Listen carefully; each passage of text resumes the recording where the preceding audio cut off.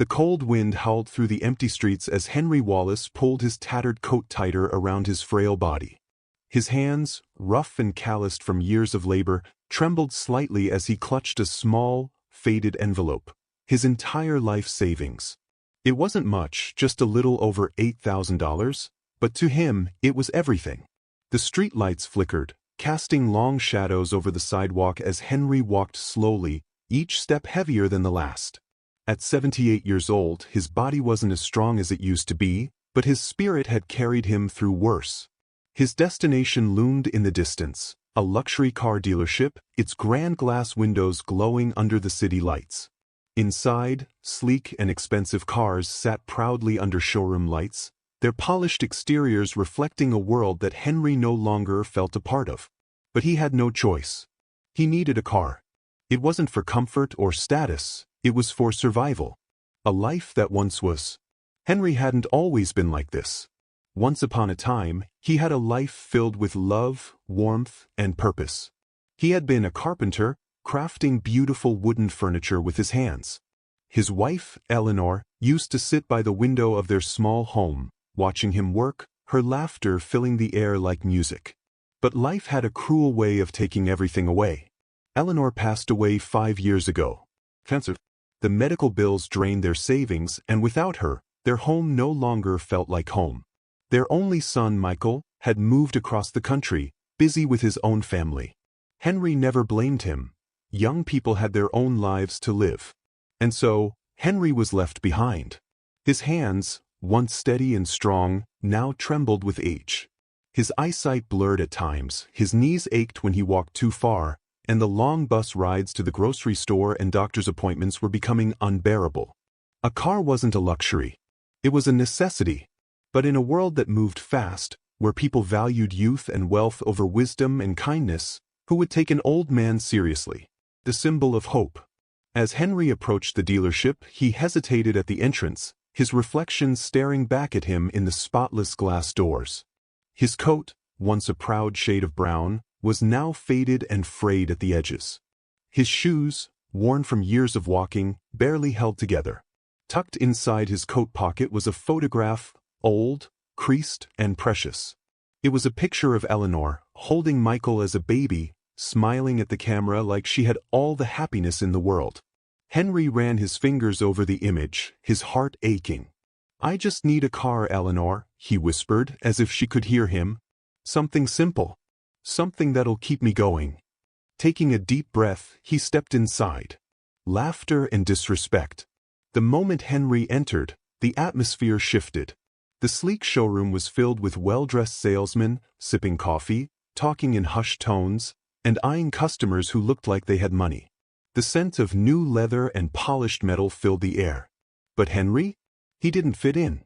A few salesmen glanced at him, exchanged smirks, and then looked away. One of them, Josh, a young man in an expensive suit, nudged his colleague and chuckled. "Hey, looks like someone's lost." Henry ignored them and walked toward the front desk. A young receptionist barely looked up before gesturing lazily toward the sales floor. "Help yourself, sir." Henry nodded politely and approached a row of cars, running his hands over the smooth surfaces. He spotted a modest silver sedan, not too flashy, not too expensive. It looked reliable. That's all he needed. Just then, Josh appeared beside him. Arrogant, smooth, disinterested. "Looking for something, sir?" His tone had fake politeness written all over it. Henry smiled. "Yes. I need a car. Something simple, something reliable." Josh's eyes flicked to the small envelope in Henry's hands, his smirk widening. "Sir, this is a luxury dealership. We don't really sell budget cars here," he said, barely hiding his amusement. Henry remained calm. "I don't need luxury. Just something that runs well." Josh sighed dramatically and gestured toward the sedan Henry had been eyeing. "That one?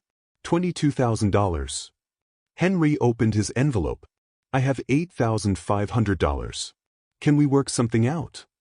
Josh laughed out loud, shaking his head. His laughter caught the attention of the other salesmen, who quickly gathered around, whispering and chuckling. "Sir, you can't even buy the tires on that car for $8,000, Josh said mockingly. Maybe try a junkyard? The room erupted in quiet laughter.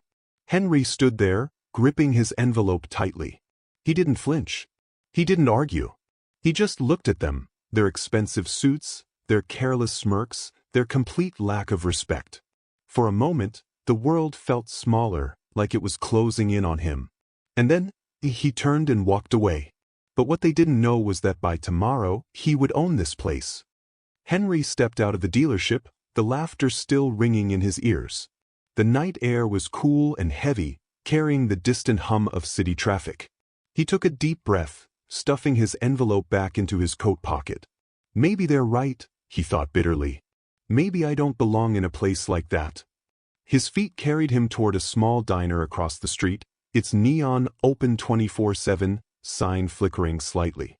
The place was old, forgotten by time, much like Henry himself. As he stepped inside, a soft bell chimed overhead. The warm smell of coffee and grilled food filled the air, mixing with the quiet murmur of late-night customers. Henry found a booth in the corner and sank into the seat, rubbing his tired eyes. He pulled out the photograph of Eleanor and set it on the table. Her eyes, even in the faded picture, seemed to hold a quiet strength, a reminder of the days when he felt like a man worth something. A waitress, a young woman with tired eyes but a kind smile, approached. "Coffee, sir?" Henry nodded. "Yes, please. And just toast." She hesitated as if she wanted to say something, then nodded and walked away. Henry sighed, staring at the window. The dealership across the street shined like a palace, a world he didn't belong to. He thought about Josh's laughter, about how easily they dismissed him. "They'll never know who I was. They'll never care." The presence in the diner. The door chimed again. A man entered, a presence so powerful that the entire room seemed to subtly shift. He wasn't flashy, yet something about him commanded attention. Dressed in a simple black hoodie, jeans, and worn-out sneakers, he didn't look like a millionaire, yet his posture, his quiet confidence, made him impossible to ignore. His face was familiar, too familiar. Henry frowned slightly, trying to place him. "I know that face, but from where?" The man scanned the room, then, almost as if fate had planned it, he walked straight to Henry's booth. "Mind if I sit?" Henry blinked, startled. Sure." The man slid into the seat across from him. Up close, his face was even more recognizable. His sharp jawline, deep brown eyes, and unmistakable aura, it all clicked. This was James Carter, one of the biggest self-made billionaires in the country. Owner of multiple businesses, a man who had gone from rags to riches, a legend in the world of entrepreneurship. And yet, here he was, sitting across from a broke old man in a rundown diner. Henry hesitated, then chuckled softly. "James Carter." James grinned. "And you, sir, are someone who looks like he has a story to tell." Henry smirked, shaking his head. "Not much of a story. Just an old man trying to buy a car." James raised an eyebrow. "And how did that go?" Henry sighed, stirring his coffee. "Not well. Turns out, they don't take too kindly to old folks who don't have stacks of cash." James leaned back, his expression unreadable. "That dealership across the street." Henry nodded. James was quiet for a moment, drumming his fingers lightly against the table. "You know," he said finally, "I used to be where you are now. Broke, tired, trying to prove I was worth something." Henry scoffed. "Please. You're James Carter. Billionaire, business mogul. You probably came out of the womb with a trust fund." James laughed, a genuine, deep laugh that caught Henry off guard. "Not even close," James said. "I grew up with nothing. My mom worked 2 jobs just to keep food on the table. My first business? A small car repair shop. I barely made enough to survive. And when I tried to expand, banks wouldn't lend me a dime. People laughed at me, told me I wasn't good enough." Henry leaned in slightly, despite himself. The story felt familiar. James continued, his voice softer now. "But you know what I learned? The world only respects money and power. You have to take what they refuse to give you." Something in his words sent a shiver down Henry's spine. For the first time in years, someone wasn't pitying him. James wasn't looking at him like a lost cause. He was seeing something else. A pause settled between them. Then James leaned forward, his eyes locked onto Henry's. "Tell me, Henry, if you had the chance to change everything, would you take it?" Henry blinked. "What do you mean?" James smirked.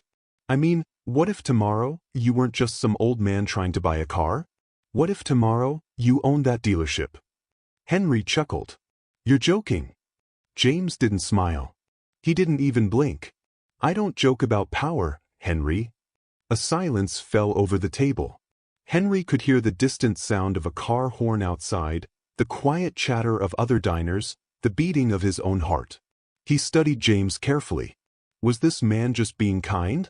Or was there something bigger at play? And, perhaps more importantly, why did Henry feel like his life was about to change forever? Henry woke up the next morning expecting nothing. The events of last night lingered in his mind. His conversation with James Carter, the way the billionaire had looked at him, as if seeing something Henry himself had forgotten. But now, in the harsh morning light, it all felt like a strange dream. His old, tattered coat was still draped over the chair. The cold, cracked floor of his apartment reminded him where he truly belonged. He shook his head.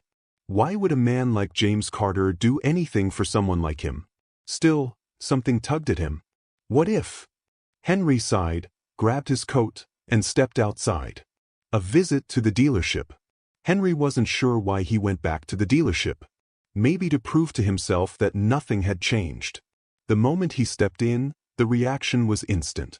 Josh, the smug young salesman from yesterday, froze in place, his face pale as a ghost.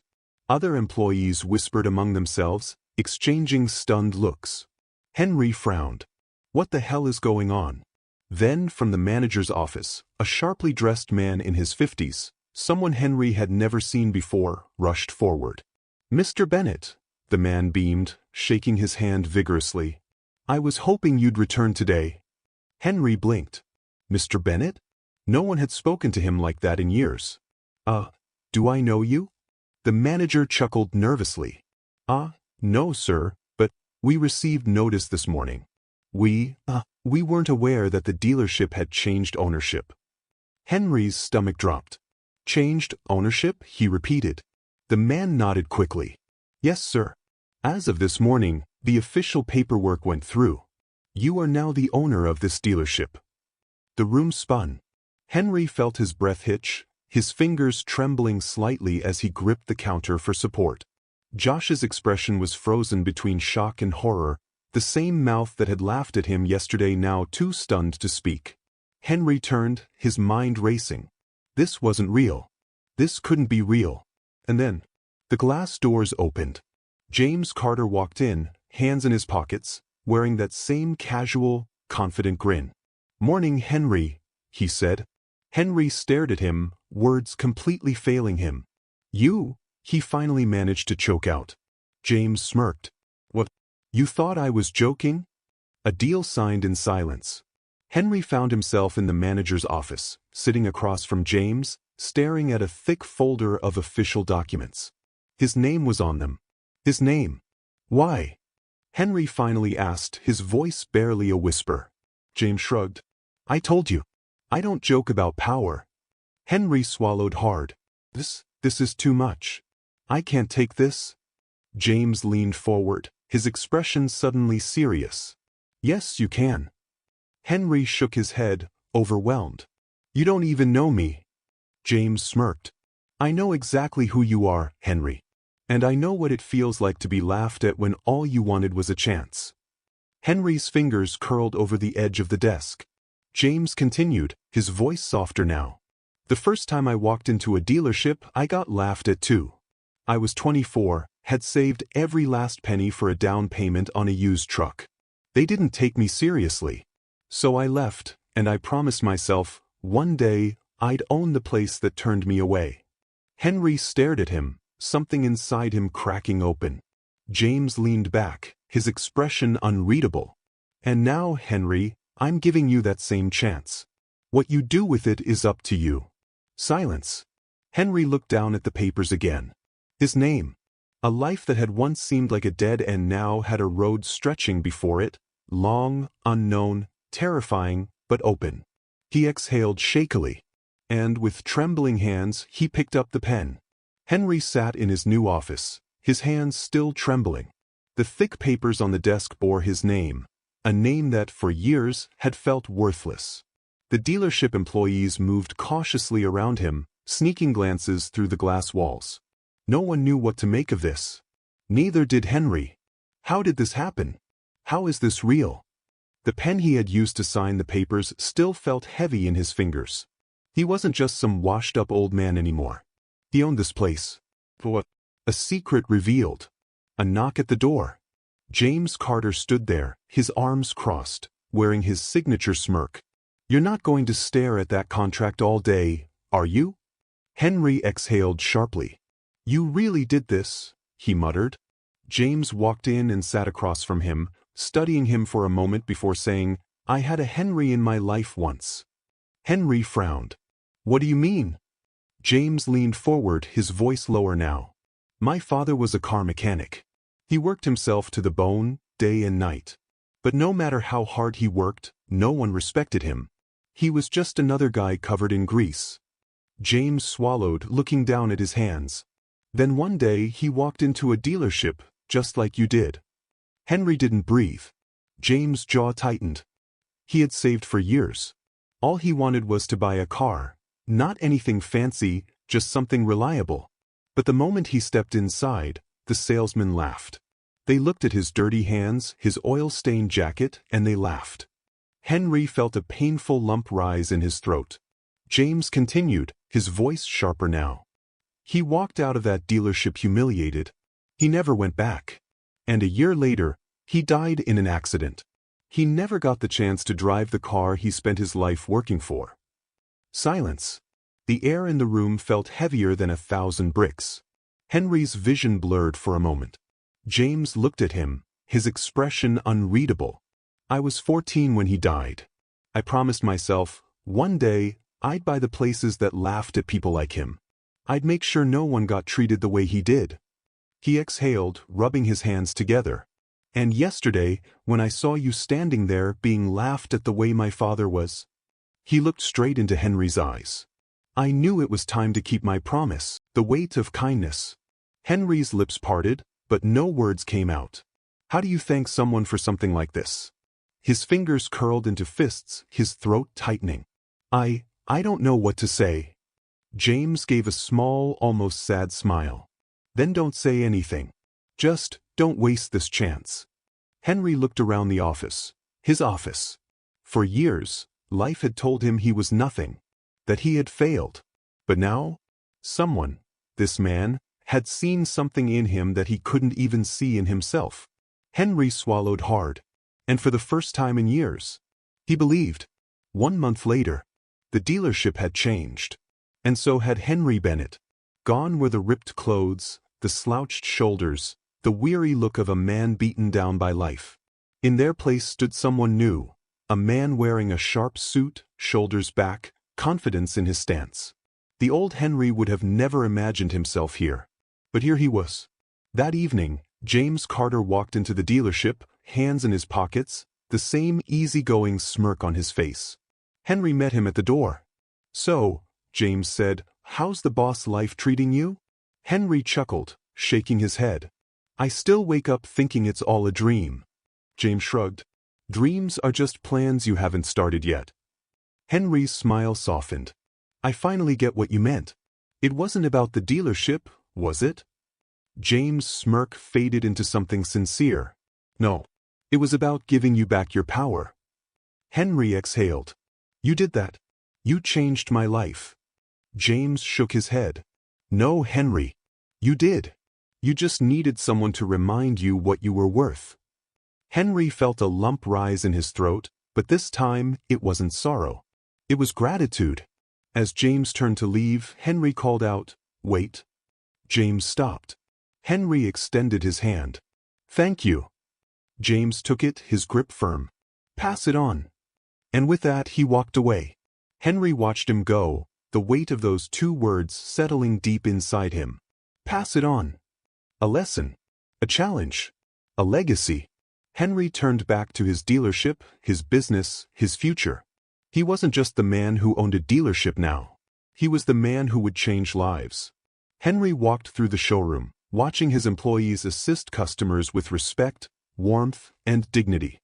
The days of mocking customers like him were over. A young man, barely 20, stood near the entrance, hesitating. His clothes were worn, his hands calloused. Henry recognized that hesitation. He walked over, offering a kind smile. "Looking for something?" The young man looked up, clearly expecting to be dismissed. I don't have much money, but I just wanted to see." Henry patted his shoulder. "Take your time. No pressure. Every customer matters here." The boy's eyes widened. Like Henry's had once widened in disbelief when James Carter had treated him like he mattered. And in that moment, Henry understood.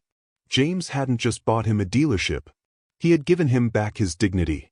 And now, Henry could do the same for others. That evening, James Carter walked into the dealership, hands in his pockets, the same easygoing smirk on his face. Henry met him at the door. "So," James said, "how's the boss life treating you?" Henry chuckled, shaking his head.